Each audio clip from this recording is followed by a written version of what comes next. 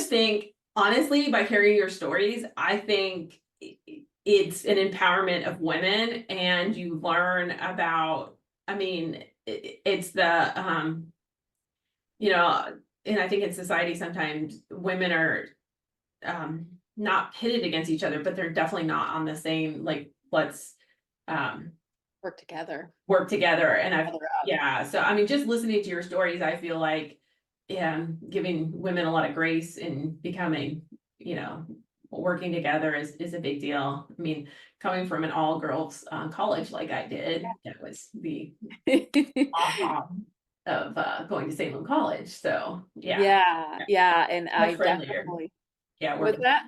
I say With we're much friendlier, and really enjoyed, you kind of enjoy women company and empowering each other. So that's super. Definitely, and Yeah. like, I don't deal with drama Yeah. between women anymore. I have Yep. like no tolerance for it. I'm just like, yep. Yeah. Yeah. Yeah. Because of what you said, I'd rather, support you than be against you. Mhm. So Yeah, definitely. for sure.